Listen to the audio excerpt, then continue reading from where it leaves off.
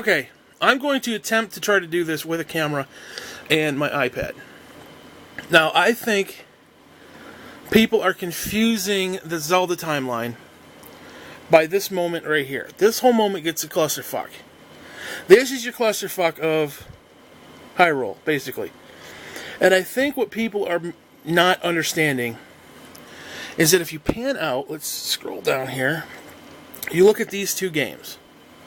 You got Minish Cap, you got Four Swords. Now, notice how they go underneath each other nicely. And notice how they're capped off by that notch and that notch. Because essentially they go back to back. All within, was it the Force era, where they had the Force gems. Okay. So let's move down to here, Ocarina of Time. Well, guess what? We know that Majora's Mask comes directly after that. So instead of putting Majora's Mask down here, it technically should go right there. And what's that? The hero defeated timeline. Because people have this idea that, oh, well, sometime during Ocarina, hero must have died. No, I don't think so. I think this is where the hero dies. Let me explain. Now, if you notice, there's the notch. That starts the Hyrule Unification War, which is Ocarina of Time. And where's the next notch? That's way down here. That's the next notch. And if you notice, Majora's Mask is not on that notch. It's actually above. Let's see if I can get it. Like if you went straight across, see, notice how Ocarina is a little bit higher than that notch? Which is saying that that game should actually be up here. And again, notice how they go back to back. Notice how there's a difference there, the little area between the two? Well, the little area between the two would put... Oops, excuse me. The little area between the two would put Majora's Mask right there at Hero Defeated. So what I think happened... Now, realistically, this right here, this icon, should be up here. And the child timeline should actually, instead of starting here, should actually start here, basically on the same timeline. Because if you know how they work, that would make sense. And then the adult timeline, instead of being branched off like this, coming down, it should actually come at an angle like this. If you get what I'm saying. So the child timeline should be here, and the adult timeline should branch off here. But they were trying to put it into this nice... Let me scroll up here. Scroll up. Thank you. Whew. They were trying to put it into this nice little format here. And that game should not be there. It should actually be up here. But to keep it all uniform, they kind of screwed it up. Now, realistically, what happened for this to happen is you have Ocarina of Time. You have young Link, who pulled the sword. He went into stasis into the Sacred Realm with Raru, whatever the fuck his name is. The owl dude. Gabora, whatever the fuck his name is. He's in the Sacred Realm with him for 7 years, while Ganon takes over. And he comes out of stasis. He's got the Master Sword, he's got the tunic, he's got the whole thing. He's got it all, basically. And he saves Hyrule in the future. Zelda, with the Ocarina of Time, sends him back as a child timeline before he pulled the sword. Now, what that did is it created a paradox. Because how could she send him back if he never pulled the sword? And how could he be in the future if he never pulled the sword? And again, how could he be back if, it created a paradox. Thus, it did create child timeline and adult timeline. The difference is, I don't care. The difference is, what was I talking about before I was rudely interrupted? Oh, the difference is, God damn it, I don't care. I don't fucking care. I don't know you and I don't like you.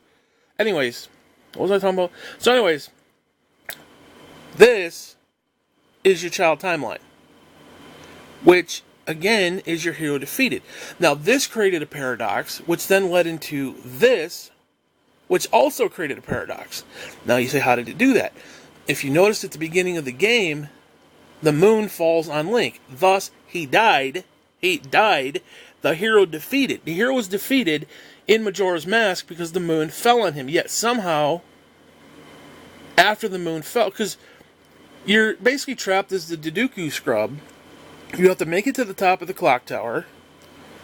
You have to get the ocarina back, and then, basically the moon crashes on your freaking head. Now what happens is when the moon crashes on your head, you die. You die.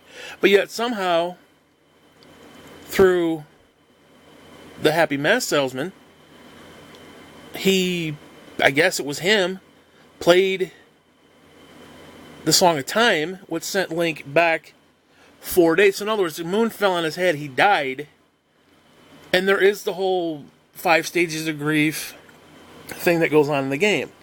So you basically died. You basically died. That was when you died. That's when the hero was defeated. It's a fact. Look it up. And then he gets transported back again with the mask salesman. Now he has the Ocarina of Time, which is interesting because every time you go back in time, certain things like rupees and bombs and shit, they didn't carry over. But yet, if you got a weapon, like the bow or the boomerang or whatever, that carried over. So it's kind of interesting.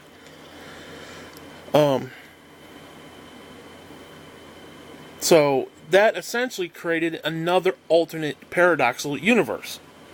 So now you have the hero defeated timeline, which then goes into Link to the Past, Oracle games, so on and so forth. Then you have, that is technically not right. That is your next one after that. Which makes sense because at the end of Majora's Mask, Link makes it out of Termina and back into the woods, and we know that he essentially grew up, probably lost an eye, joined the Knights, and became Shade, which then is Twilight Princess. See how that makes sense? That all makes sense. Now, I'm a firm believer. I think you could actually take most of these and put these in a certain order. I mean, you really could. You could put these in a linear timeline, realistically. On some level. Maybe you might have to split it off into 2, but like 3, you could definitely put these into 2 different timelines. But that's a whole other story for a whole other time. So anyways, like I said, I think this one created a paradox, and then that one created a paradox. But where people are getting confused is hero defeated here. But notice, it's not within that timeline. Well, let's put it this way. If this icon, this picture, is that game, this happens after that game. Well, what happened directly after that game? That did. And if you notice, this does not line up with that, which means it happened before. It means it should be up in here. So the child timeline basically skews off to here. Hero's defeated. Then the hero somehow comes back to create the rest of the timeline. Again, we don't know how it happened, because he died and all of a sudden, or the moon crashed on his head, and the next thing you know, it's, doodaloo, doodaloo. No, next thing you know, he's over there with the mask salesman, getting molested. Because the guy's a creep. These guys are creep. Might even do a video on his ass, too, because he's a creep. He's bipolar. I wonder if he's not Ganon. Now, I'm going to say that just, I wonder if he wasn't Ganon, because there's a couple theories that Majora's Mask was actually potentially Zelda, because if you hit it, it makes a woman scream sound. And I'm wondering if somehow it wasn't connected with partial, I don't want to get into that. That's a whole other clip. I only got a couple minutes here, and I don't want to make this a 20-minute video. But I may actually do a video about that, too, because there's definitely some interesting thing with Ganon. Because where is Ganon in this? Or where is his equivalent? Most people think it's Majora itself, but maybe not. Anyways, so yeah, this created a paradox, that created a paradox, and this is a clusterfuck. And those are the things that we know are facts. Those are what we know as a fact. This is a clusterfuck, and Nintendo should have definitely thought it through a little bit freaking better. Anyways, that's going to be the video, so